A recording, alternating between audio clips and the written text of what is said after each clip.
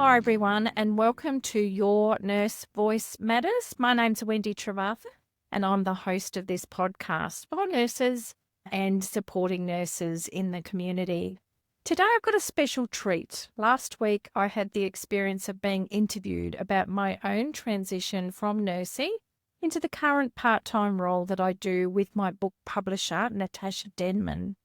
I thought this would be a good extract to include here on the podcast for those nurses that are looking to explore options outside of nursing or picking up another part-time position outside of nursing.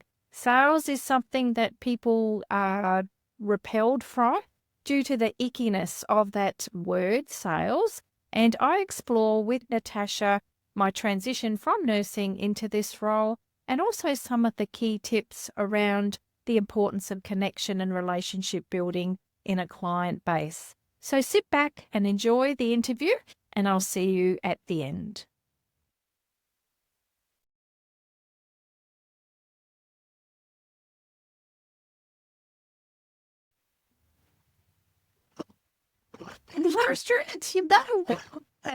I always say it's like the people are really committed that last the distance of this masterclass. All right, so guys, it's our final. That's why I wanted to keep the final bit as the interview, so we can have a bit of a two-way conversation, with Wendy and learn from somebody different. And just before you logged on, I spoke a little bit about the things we're going to cover off with Wendy. So we're going to start off. So what we might do is we might go through some of the questions that I have, but then if you think of something while Wendy's talking, you want to ask her, pop it in the chat box, and that way we can cover those off as well towards the end. So we're going to go through 5 different sections. We're going to ask her about her journey into sales. Then we're going to go about learning the craft, section 2. Section 3, the mindset behind sales success, the art of connection and conversion. This is section 5, and then any tips and takeaways, which is where we can throw in some extra questions that you guys also have. But before we get into any of that, of course, we need to do our mantra, and I'll show you a little bit about background as to who Wendy is and what book she's done. So let's do our mantra. 1, 2, 3. So hopefully, I was a little bit delayed there. Everyone is delayed after me. Okay. All good, all good. Okay, so this is Wendy. Wendy Trevarthen is the author of these 3 books. And she joined our community back in 2018, was it? So 7 years. I was wrong, wasn't it? 2018, she came to a physical retreat. She did the first book and then, helped crew at a couple of events and even at a retreat, actually.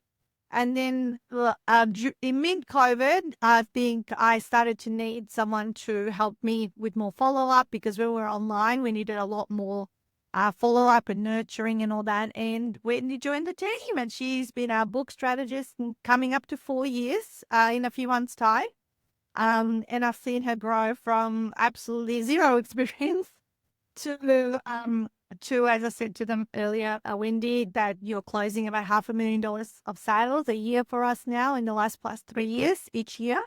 So let's get stuck into the conversation. So let's start with your background and what made you transition from nursing into sales? Well, I didn't know that I was looking for something until I actually rang Nat about that position that she advertised. Because I was asking for my daughter, actually. I said, my daughter's worked in retail lots and lots. And, what's the go? What sort of background do they need? And I spoke to Nat about my daughter being possibly interested in the role. But then Nat, as she did, she threw in a one line and she said, what do you apply for this? I know that you've been unhappy in your roles with nursing over the last few years. So that prompted my thinking about, my goodness me, is this a door that's opening in front of me and I'd be foolish not to actually give it a try. So hence 24 hours later, 6 videos submitted to Nat as an interview process that I'd never done before. And I went, oh, this is so much fun. So we got the job. So But behind that was, like after 36 years in nursing, I don't know whether you know any nurses. It's hard yakka. It's, you're looking after the world and sundry. And I just basically got a little bit tired and exhausted, and I was looking for a new opportunity where I could expend my energy in good, loving, well-natured ways, which is what I have done. So very, very happy. Beautiful. And I remember that day, and I don't know, for some reason, when when I'm ready, usually the people show up in my life, and I haven't had to search too far and deep. And I feel like also the people are in my community, so that's amazing. So, when you first started in sales, what do you think was your biggest fear or misconception about it? Asking for the money. I know you just spent a session all through that. I had a huge problem with asking for the deposit at the end of the piece. It's a key. We used to laugh. Wendy was, okay, I'll leave the deposit, end of business. But I discovered and self-reflected that it was my own mindset about asking people for money, and had to really bed down the value that I saw at the beginning and transpose that belief into what I was speaking about on the call. So, big thing is, and Nat would have said this in multiple trainings, is, big value means big dollars. So, and that's an energy that you're going to get from working with us. And I'm sure all of you have experienced that in what pathway that you've chosen to be with us. Yeah. Yeah, it is a big one. And I remember listening to a lot of calls, because I was saying to everyone they should record their calls and all that. And where we would pick up some of those delaying little tactics of give them space and all that, rather than, get them to get started, because they, 9 out of 10, more than 9 out of 10 times, they're never going to come back or actually follow through on that. Cool. So then in the other way, what has surprised you most about Sally that was different than what you expected? The opportunity to meet to so many interesting people, like the stories that we hear of people that are wanting to write their books about a range of different things and the reasons why they want to write their books. It's such a plethora, and every day, I don't know, Nat doesn't know, Stu doesn't know who we're actually going to meet and what stories they're going to share with us. I think that's been the most enjoyable thing about doing this job, is finding out more about people and the stories that they want to put in paper and the reasons why that they want to do that. And usually the first two or three reasons that they tell you is a smokescreen to something that's a bit deeper. And I learned through the training, I'm not sure if you mentioned closers training today, through the training that we got from the USA, the key thing that they taught us was to get to the truth. So be curious about getting to the real truth as to why this is important to your prospect, because that's where you're going to get the connection to be able to meet what they're looking for. What are they actually looking for as a solution? Yeah. But yes. I was just going to mention that was the line in the sand moment we talked about earlier, that like the why now, right? Beautiful. Yeah. And what I didn't count on, and this is connected with nursing.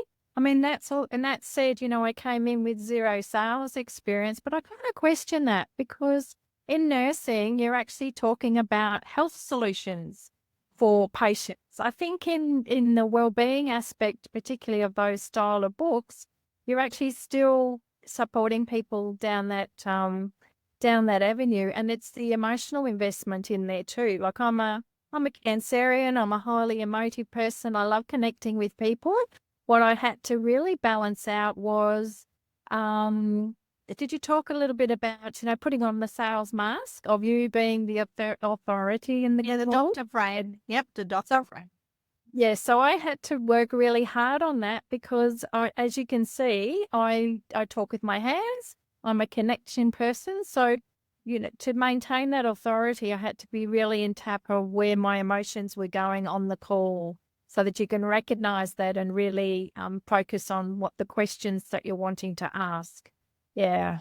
Yeah, really good. Which was my next question. What did your skills from nursing actually help you become a better salesperson? Or like you say, looking for, going from that frame. And I think connection and rapport building would have been a huge skill from nursing that you would have brought into the sales, the nurturing side of things. Yeah.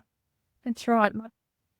That's right. People from, multiple backgrounds, multiple history. There's one elderly lady that I've been speaking to over the last couple of days, really, and her book is going to be really interesting. But as soon as she said the title, I knew exactly what her book was going to be about and have an interest in, not comparing, but having family that lived through those times and those scenarios. You can really connect with the purpose behind the book. So building a relationship is really important. And they do say, the 40% of your call is really about relationship building, and whether you stuck it up at the beginning or whether you sprinkle it through the whole call, it's really building that trust right through. And like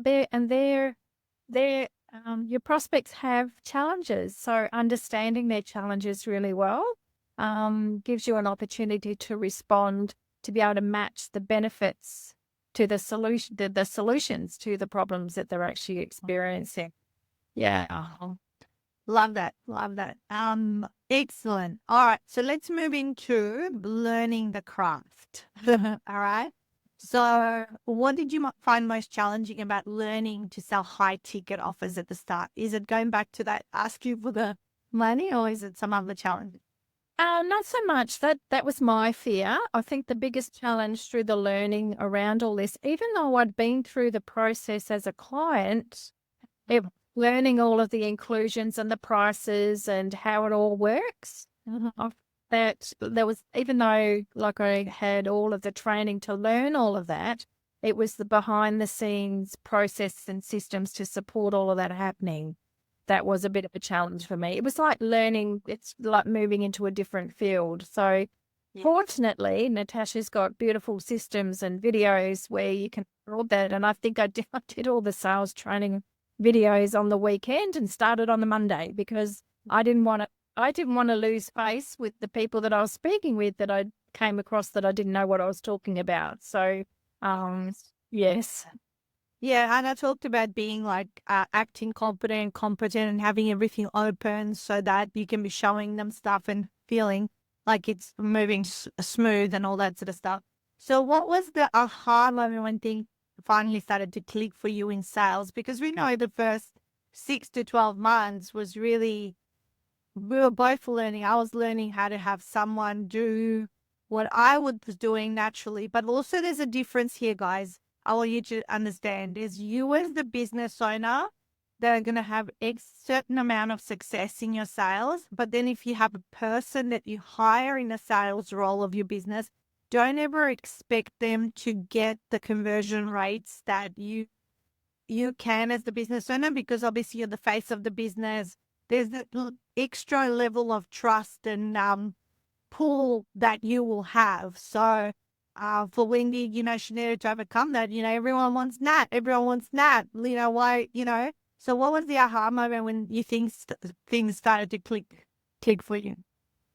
I think like the first yeses that I had were probably 6 to 8 weeks into starting with you. So that gave me the confidence that, yes, I was on the right track, that I was explaining everything. But I think, like you say, about 6 months when the yeses almost felt like they were coming effortlessly. Like I'd known all the right questions to ask. I learned how to read the prospect, how to ask the curious questions to be able to get to their truth, and building that trust, as you say. You mentioned, like, yes, everyone wants to talk to you or talk to Stuart because you're the deliverer of that first seminar. So and the owner of the business. So in order to add that credibility right up front, I always introduce myself as I'm Wendy, I'm Natasha and Stewart's book strategist. And that sounds like it has a bit of authority behind it.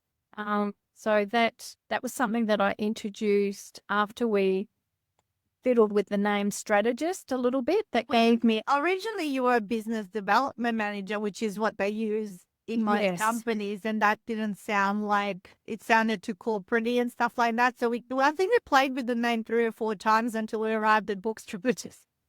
Yes. So and doing that right at the front of the call, they connect the dots and then they can see that, Natasha and Stuart have entrusted me to be able to have this conversation with you. So I think, after about 4 to 6 weeks when I started onboarding new authors, but more into 6 months when I knew what I was talking about, I had more confidence in myself.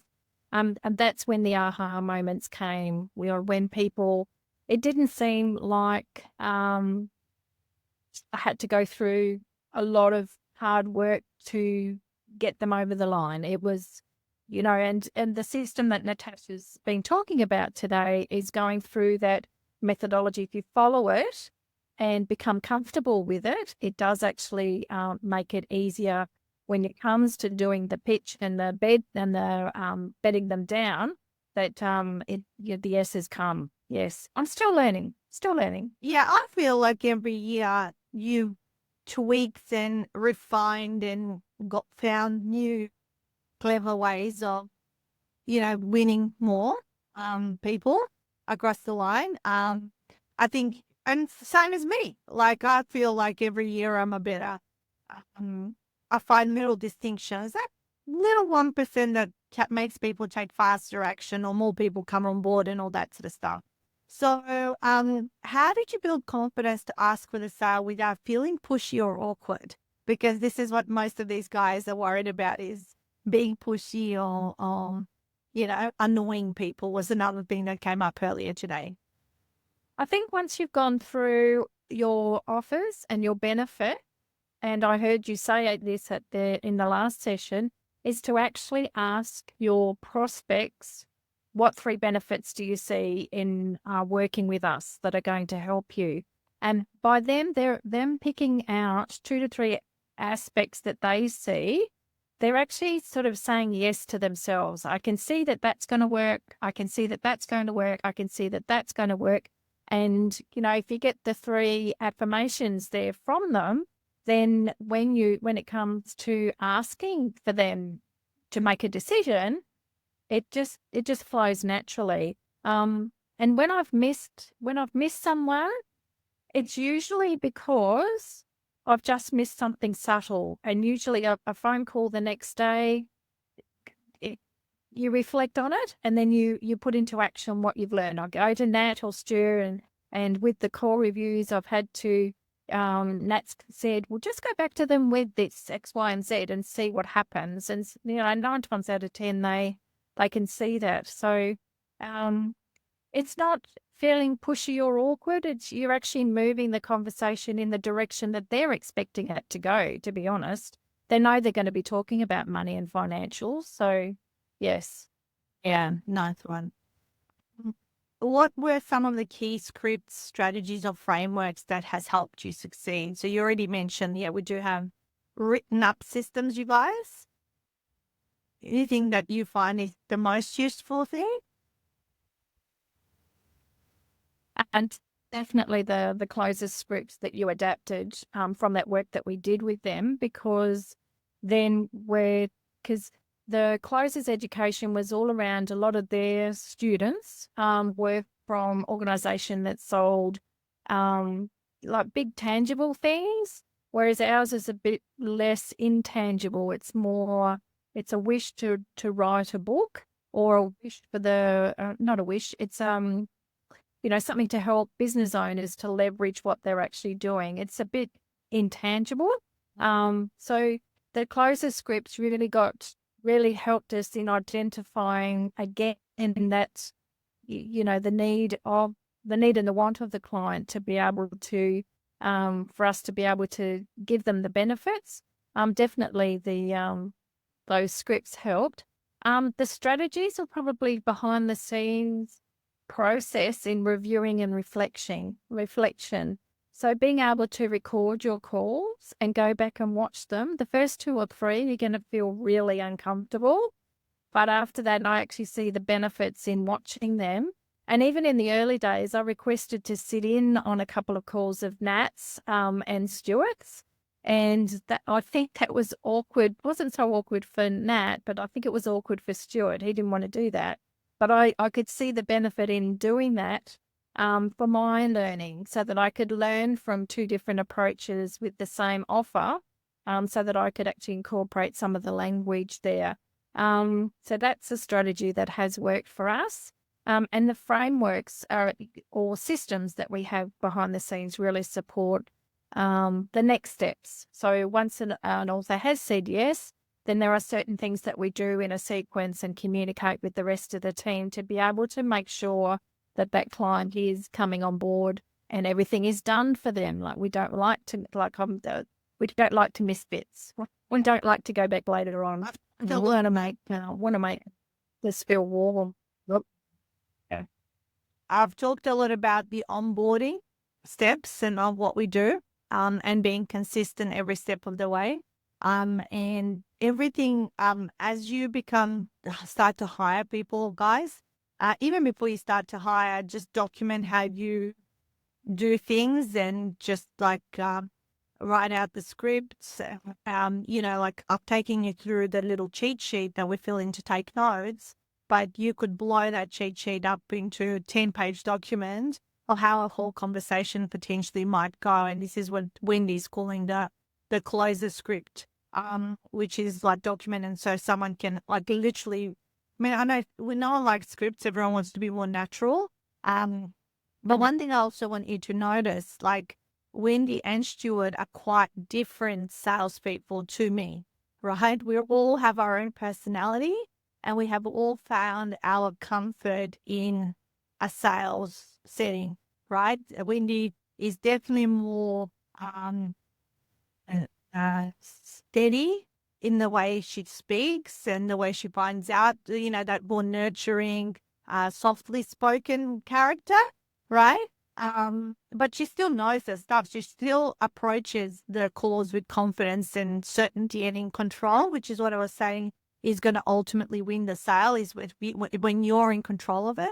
Whereas I'll be more bubbly and energy and excited for them, and that's kind of the thing that works for me. And then probably Stuart gives them that, rock energy of being certain on what they should do next, and being a man comes across a bit differently as well.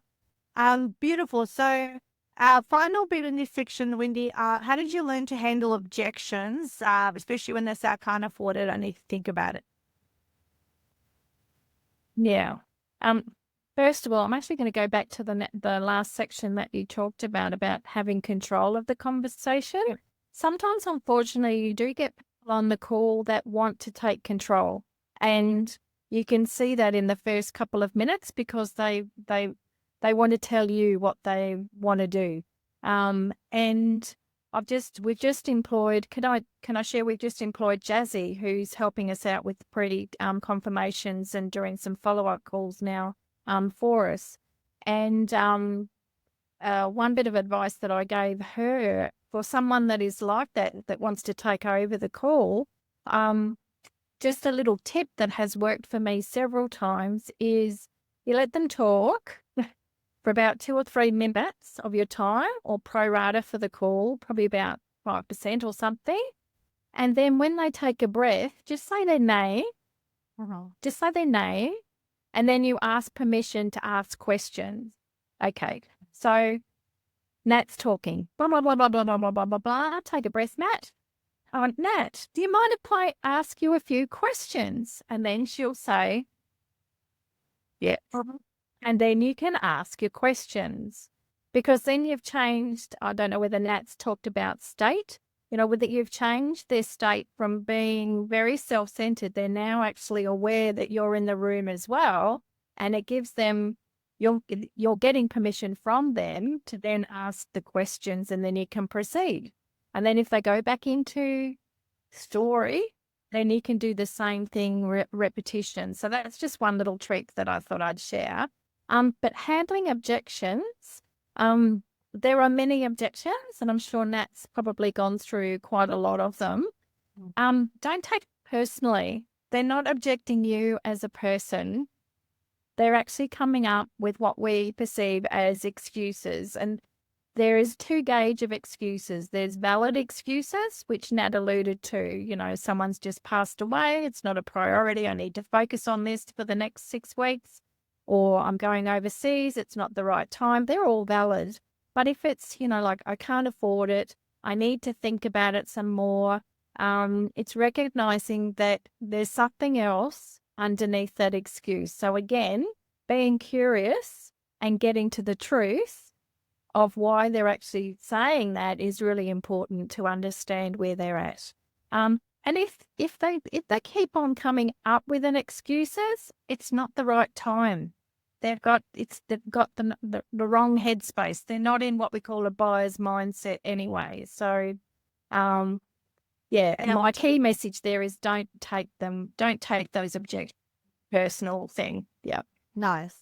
We talked about, when they jump on the call as well, if they're not sitting down and having notes to take and to just cut the call short and all that sort of stuff. So I've already mentioned that. All right. So let's move into the section 3, which is the mindset behind sales success. What mindset shifts did you have to make to go from caring service-based role like nursing into sales? Okay. I had to harden up a little bit. So, and that's from a soft, bubbly, a soft-centered person is to actually building those boundaries, as we call it in modern day terms. But in my day, it just harden up a little bit. Don't take everything personally. Don't take that no or that not yet as an objection to you. There's two sides to the story, which as a nurse you appreciate and you understand. The main difference is, most patients as a nurse are very grateful for the help that you provide to them, and they show that gratitude. With this kind of industry or in coaching, there is, I don't know, there is a perception that you're going to give them everything, but then that is your own self. That's my nature is to give people information, to help them some more, all that sort of thing. So I had to kind of hold back on that to be able to open up with those prospects, engaging with them, finding more, being more curious about, their desire to write the book, what they're hoping to achieve about writing their book. And the other thing too is learning to call it out. So if somebody's not being honest with you, it's okay to say, I feel that you're actually not being honest with what we're talking about. What's really going on? And it's okay to say that because you're wanting to help them. Yeah, nice one. All right. So how do you deal then with rejection or a bad sales day, or even sometimes you can be in a sales rut sometimes for a few weeks, right? But what helps you bounce back? Talk about that. Wine helps. No, I'm only joking. Stepping back. So stepping back and away. So get away from the computer, go for a walk, go outside. Like I've got a nice grass area outside. Going for a walk really does help. Finding a venting buddy. So Nat hears me all the time. And Stu, we have a weekly call where we kind of get on and we kind of go, that didn't go so good. This is how we could do better. But that's really good. And reflecting on it, like, did I actually ask the right questions? Was I on, did I ask the right questions of that client and learn from that scenario rather than taking personally? And did I miss any signals? So the benefit about the recording the calls is you may miss body signals, you may miss a sentence. And I recall in the early days, Nat used to say to me, you missed that bit. You missed that bit. And I went, okay, yes, I did. Yeah. Angelica's just added something which we can handle probably now. How much does demographics affect the way you can handle the call? I'm not sure what you mean by demographics. Isn't just like Would you like to hear? Yeah, I'll unmute. The demographics, are they in a certain state, a certain place? Are the family, are they lower, have more income, less Socioeconomic. income, that's the one, socioeconomic. So you can sort of gauge it by what they say, words they use, like if you are on Zoom and also that. I mean, not totally, but you can sort of start to, the psychology of how they present. Yeah, that's what I meant. Yeah, meet them where they're at. Yeah. Yes. So if they're talking in a particular way, then adjust your language to suit. If they're, culturally, if there's some things there, then respect that culture back to them. Yeah. Yeah, that's a good one. Yeah, perfect. I love that. All right. The other thing that I've heard you say, like often, if you have a call or a rejection or a bad person, something on the call, you just get them again. Whereas I like, if something I think is like 99% going to come on board and they don't, I just go, no, next person. because it's just numbers. And sometimes you'll have like boom, boom, boom, boom, the kind of few in a row. And then you have this dry spell. So that's what you got to also anticipate in sales is that it's not going to be consistent, you guys. It's just there is a wave of things that happen. Like right now, October for the last 3 years has been our best month. Why? It's been our anniversary month. So we actually do expect there's this big, huge wave of people taking on board other future publishing packages coming on, like lots of things we can kind of anticipate sometimes when there are going to be spikes. But then I go on holidays in Europe for a month. I know that Wendy's the only one holding the fort at home. So I do a plan for a slower period. It's still wonderful to have someone making sales while I'm away, which is never happened before I had Wendy. But I just know we're not going to produce what October's going to produce, So, yeah. Okay, so how important do you think? And now, Nat. Right. Sorry, Nat. We've got a delay in the all. Yeah. With the next, sometimes you build that rapport and that relationship, be reassured because at some time in the future, that person's going to come back to you when they're ready. Like we've had, I think a lot of the people that have come on board for me this month have been long-term follow-ups, like people in the past that we've had good conversations with that know what we're about. And obviously now has been the right time for them to take action. So that next, it be the next person on the list, but that person that you it sort of said, cut the cord with, they will come back. They will come back to you. Yeah, I love that. How important do you think our belief in the product or service is in your success? 100%. What do I say? Like I've been to the retreats. I've done both of the retreats. Yeah, I've done the 3 books. Like we said all, I think it's really important. Yeah, we said all day today, you got to believe you're the best in the world or that you're selling a product or service you truly believe in. Sorry, yeah, there is a delay, Wendy, and I think it's my fault because we're having the whole internet being rigid and I'm on hotspotting on the phone. So apologies, guys, if there's... what personal growth have you noticed in yourself since stepping into this role? Nat knows the answer to this question.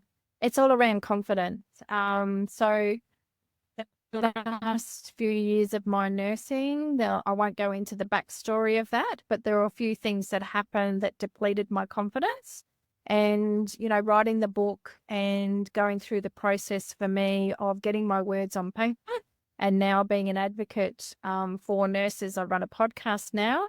It's increased confidence in your message and your underlying of what you're wanting to do. So for me, that personal growth has been all around confidence building. And Nigel, my partner, says to me all the time, you've been on a road of personal development for all the time I've known you for 15 years. And he's right. I mean, we all are, aren't we? We're all wanting to be a better person tomorrow than what we are today. Yeah. Beautiful, beautiful. All right, section 4. Let's move into section 4, the art of connection and conversion. So, what do you think makes someone great at sales, especially in kind of this type of business of the high ticket selling or what we do? Yeah. The first thing that came to mind is to remind everyone that we're not selling cars, we're not selling things, we're selling people's experiences, emotions, connections, all that sort of thing. So it's completely different.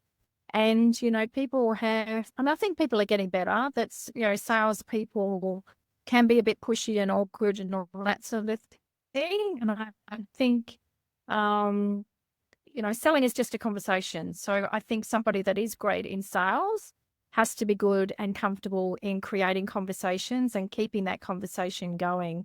A lot of people come to us with just an idea, and they'll come to you with just an idea or a thought that they're wanting help with. And, there's only like a small percentage that will buy at that first introduction. So building that rapport and moving them to build that trust is really important.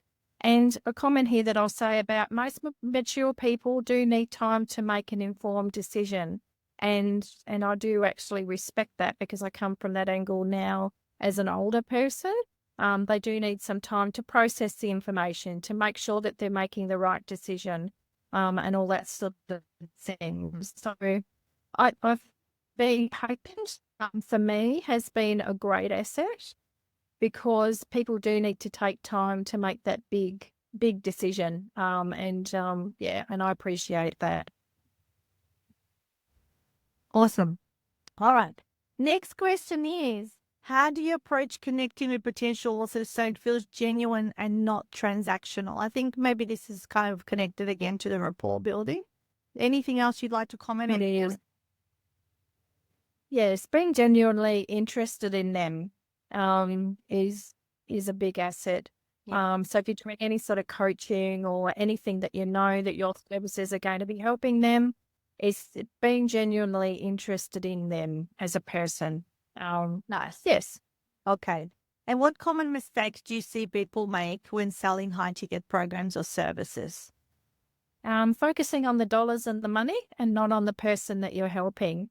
The person, then the money will come. So it's the way you make them feel during your call that will have the lasting effect down the track. And like I said before, if they're not ready at that time, they will actually come back to you because you've built that rapport.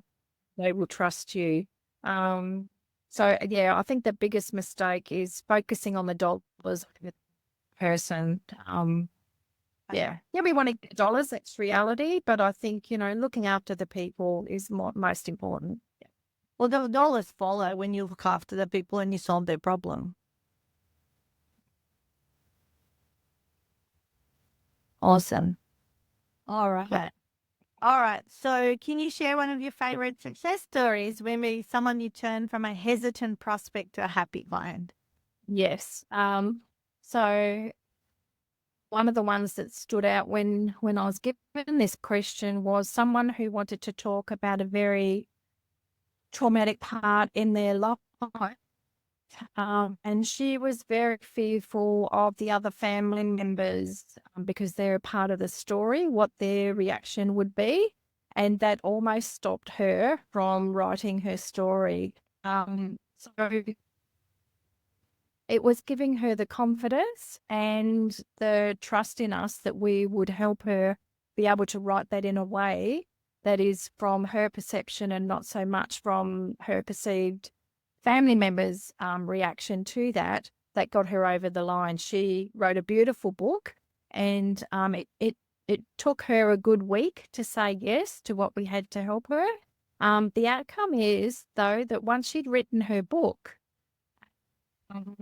she had two sisters. One was completely opposed to this being written. The other one came on board.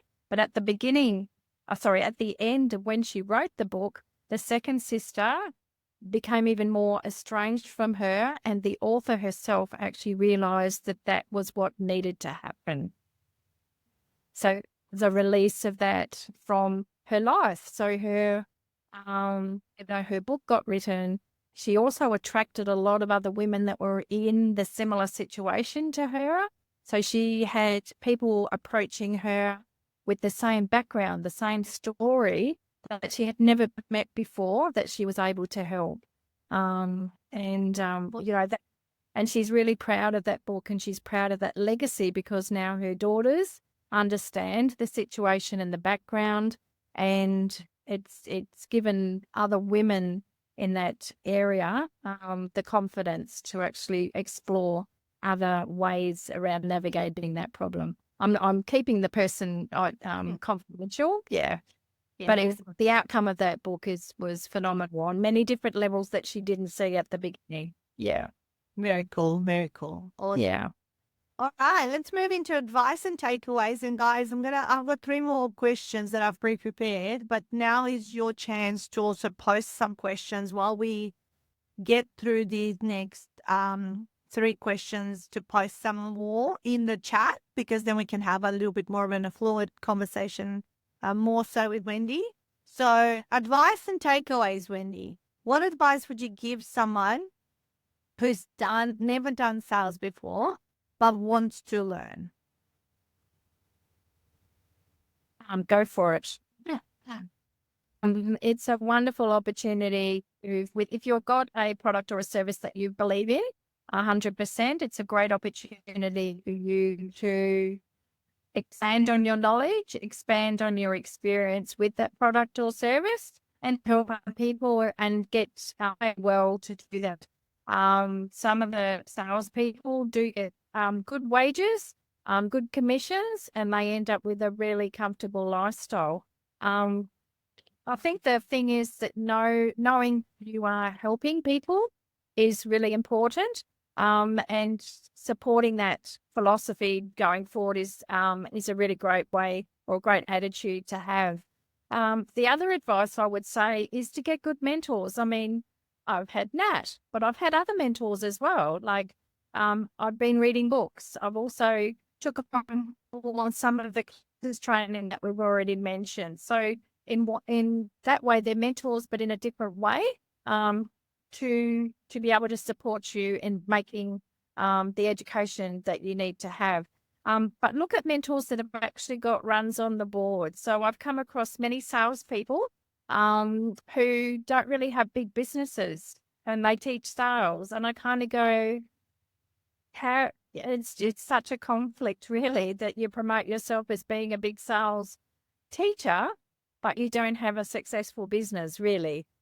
So having the runs on the board is really important, and allow yourself the time to learn. So you heard my story. It took me a good 6 months to feel comfortable, and then don't stop learning, because there's always something to learn. During the quiet times, I'm always, Nat, give me some more, give me some more stuff. So I'm always looking for new resources to hone in on those skills. Yeah.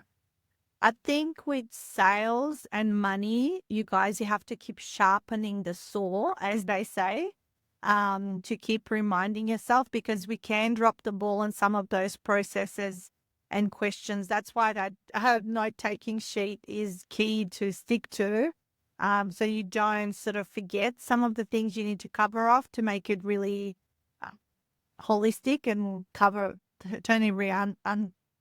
turn every stone that's needs to be turned. So if you could go back, Wendy, to newbie Wendy in her first week on this job, what would you tell her?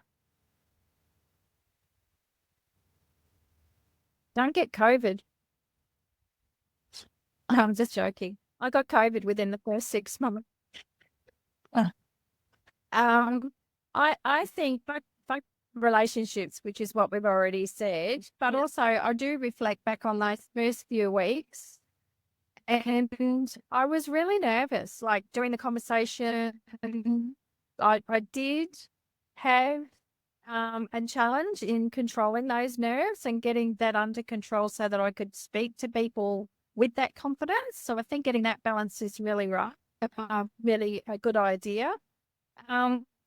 And have belief in yourself, because I think I'm a good person, and I think people do relate with the natural me. So I think being more relaxed in the role. Yeah. I would say also remember that it takes time to build a pipeline, because sometimes even, let's say, if you didn't have it this much score on the board in the first 6 months, it wasn't just because you couldn't sell or you were just learning how to sell, but it actually does take some time to build a pipeline, to then go back to follow-ups, to have this cycle of things that are happening. And as you say, this year, so many of your sales have been from people who didn't sign up on the spot, because generally Stuart and I capture those that are in the room at the events and all that sort of stuff. So I think you gotta, and especially for you guys who are newer in this, it's going to take some time for the relationships in the pipeline and the consistency to come to fruition. So there is a little bit of a lag or a delay. And I think one of the best things that I've seen in Wendy's style of personality, she's very organized, very organized. Because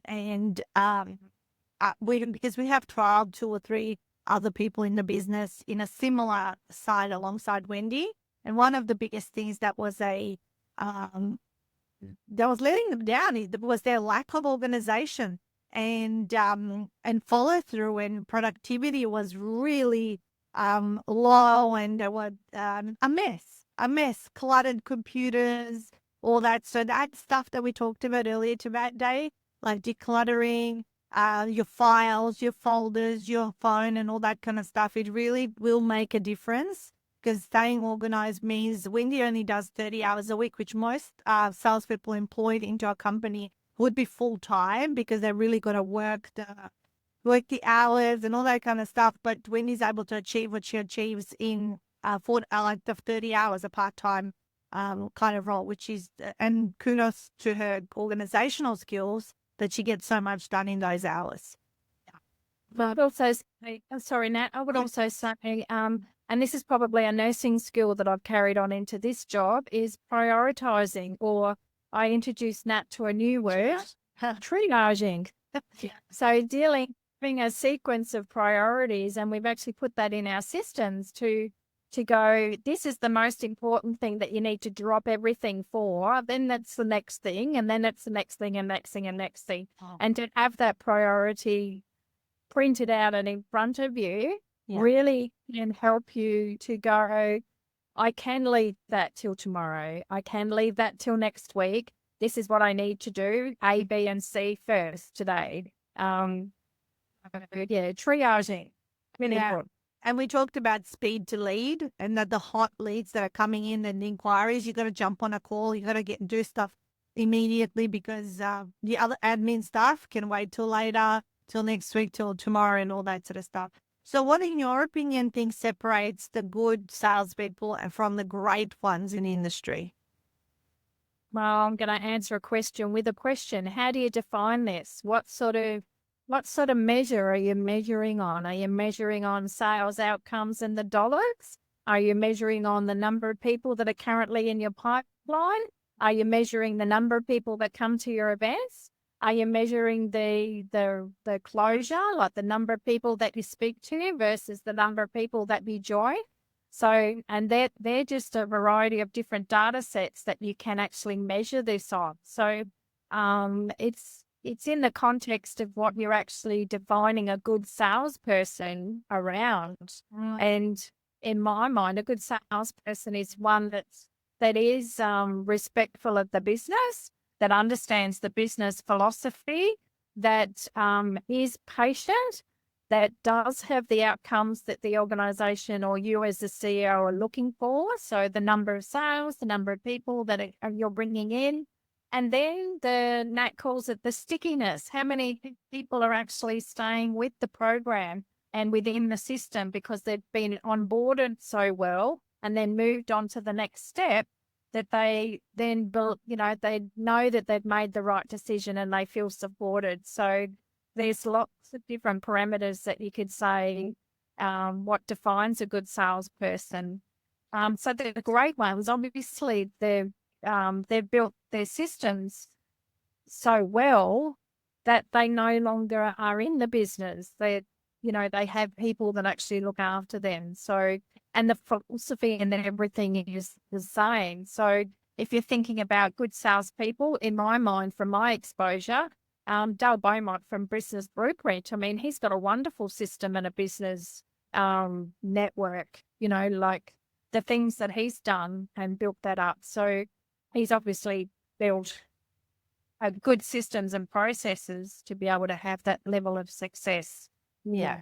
He's got multiple businesses, he dips his toe into many different places, but obviously he is a master at outsourcing and delegating and getting people to, do the work for him. And I think from my observation, they're great salespeople are dynamic, they are very organized, they are willing to continue upskilling and doing the training and the reading and the stuff and go that extra mile for clients. And I know the younger salespeople, they work a lot of hours. That's a different kind of thing. But some of the ones, like there's very good money, as you say, Wendy, in commissions when it comes to sales, because it is truly the bloodline of a business. There's just no business. You know how they, there's different departments in the business and kind of, every department's kind of important. Yeah, it is, but there's still a triage of sales, marketing, customer service, you know what I mean? All the way to admin that goes that, if this is not operational, that you can't do anything else. You absolutely cannot do anything else. You don't have a business, basically. So yeah. Questions over to you guys. I've gone through my list. What other questions are you curious about asking, Wendy? And do you have any other extra advice while we're waiting for some questions? Sarah's there. Wendy. Sarah's there. Yeah. Yeah, I'll take her off. Hey, Wendy. Thanks, Nat. Wendy, you mentioned that you're doing some podcasts and obviously you're a published author. What do you enjoy most about your service delivery arms? Would it be podcasting? Is it workshops, selling books? What do you enjoy most?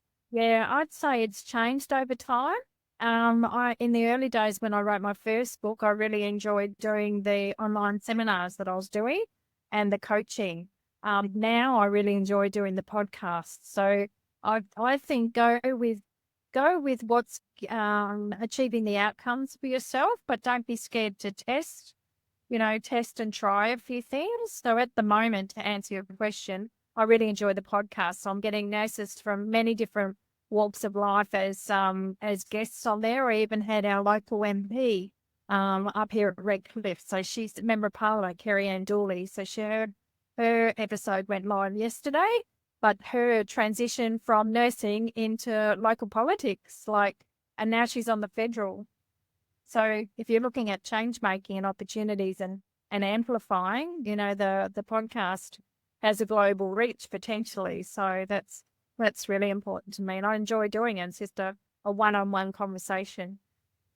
That's so good. Thanks, Wendy, because I'm an ex-NICU nurse. So yeah, resonate with your journey. Thank you. Wow. Thanks, Sarah. Yeah, awesome. Can we please have your podcast? Do you want to pop your name in the chat there? Yeah. And see you, Tracy. Santi, come off mute. Wendy, can I ask you a question? When the first time you're making a book and then you're selling a book and then you're transitioning from the public speaking and then now it's become the sales and then all of these things and I go like, what? How did you find that way? How do you find the transition, every transition? It came over time, Santi. And like I said, when the opportunity came to me, it was like a door opened up and I went, yes, I'm going to walk straight in this. So I didn't deliberately say at a certain point in my nursing, I'm going to become a salesperson or a business development manager. I did have an interest in business development because I'd started my own local business. So I had started doing some stuff of my own, but it came organically. The opportunity came and I stepped straight through it. And I actually kept my APRA registration, which is the regulatory body. I kept that for 18 months before I let it go. I thought, no, just as a safety net, and I said this to Nat, I'm not letting that go until I was 100% sure that I was in the right spot. But over time I could see that I was. So, yeah, it came organically. Yeah. So sorry, another one is Yeah. But when it comes organically, are you actually doing anything with it, or promoting your book, or doing a live in Facebook, or what do you actually do until this opportunity come organically? Yeah. So my books, I didn't write my books to sell books. I wrote my books to help me with my message. So the Midlife Mojo book, which was my first one, was a part of the PT and the training that we were doing at the time. My partner and I are both personal trainers and I was a wellbeing coach. So when I offered that package, the book came as a part of that package. The second book was a legacy book for nursing because that's where I was sitting in my nursing career. I wanted to put something on paper to document that journey, and 5 other nurses joined me in that book. The third book, again, was a bit of legacy about me transitioning. But on the back of that, I've actually got 5 modules that are going to be launched early next year into a passive way of income, and doing the podcast. So it's just, and like working with Nat has been a priority for me because it's earning my wage, it's earning my income. I didn't want to forego that to be able to build my business to earn the same income. Do you know what I mean? And I'm getting my purpose fulfilled by working with Nat and talking to people about their visions.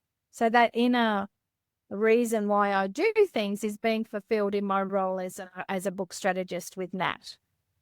Yeah. Did that answer your question? So I didn't write my books to sell books. I wrote my books in parallel with what I'm doing currently. Yeah. Thank you. I'm following your step. Wendy, what's your name of your podcast? Yeah, I'm just trying to get the link rather than I'll put the name in. You can find it on at. Okay. And Amy's got a question there. Is it easier to sell for other people or is it easier to sell your own products or programs? I think it's a different mindset. When you're selling your own programs, you know it inside out, upside down, and you also set the rules. So if you actually want to adapt a little bit from what you've set as the boundaries, you've got the first-hand permission to do that. Whereas selling for Nat, if I come across something that's a little bit outside of the boundary, I actually run it by Nat before I go and put it as an offer to a client. I can't make that decision. So it's different. To say it's easier, I think it's about the same degree of easiness, if you know what I mean, like selling your own thing because you know it inside out and back to front. And now that I've been with Nat for 4 years, I know a lot to be able to have the confidence in what I'm doing. So it's become easier. Yeah, I think there's pros and cons. Like sometimes when you're on your own and you're a solopreneur, selling yourself can be, like really awkward. And, I feel like, I'm being pushy or like I'm selling myself. And it can be easier, like I'm recommending someone I really trust and I blow or selling someone else's program. But then as Wendy says, then the other disadvantage of selling someone else's stuff, they put rules around it and you just got to, go with those rules or confirm that you can do. I mean, we give Wendy flexibility to sweeten the deal, like give a fast mover bonus, just to see if we can bring a close to a close. And she's also learned over the years the nuances of when it's okay to do that. So I think that comes with experience as well. But yeah, and then the hard thing about selling someone else's program, they don't have as much trust with you as they do with the face of the business. So therefore, your conversion rate will be lower than the business owner, and all that sort of stuff. So thank you for sharing those, the name of the podcast and the link there if you guys want to subscribe, and if that's relevant to what you want to hear. Amazing. Oh my goodness. Any other questions? Anyone is also, if you're curious about, Christian, go ahead.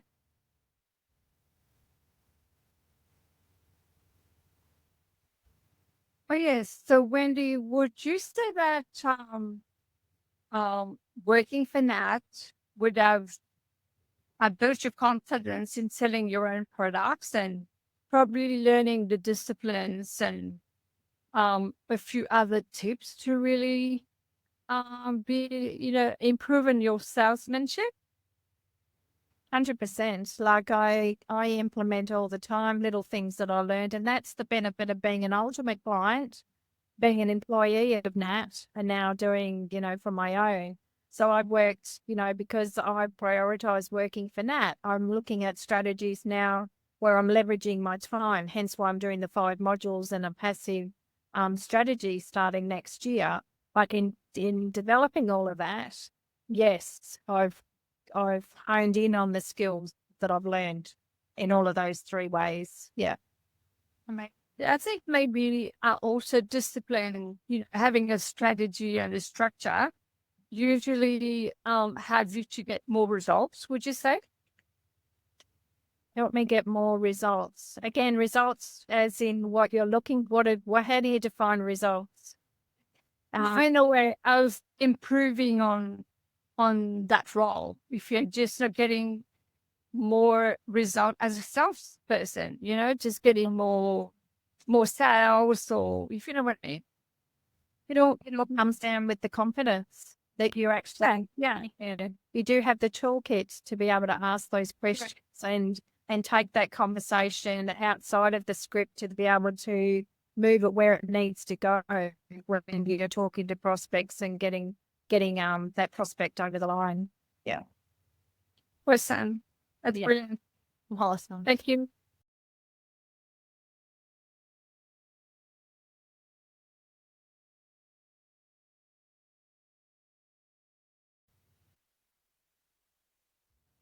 So that was an interview that I had with Natasa Denman just last week, and it was ending rather abruptly because Natasa then went on to talk about some in-house author updates that were happening for 2026. So I hope you enjoyed that. Feel free to reach back to me if you had any other questions. And if you or anybody that you know knows a nurse that wants to share their story on my podcast, feel free to introduce us and I'll have a short chat with them about coming on as a guest. You've been listening to Your Nurse Voice Matters. Have a wonderful day and we'll talk to you on the next episode.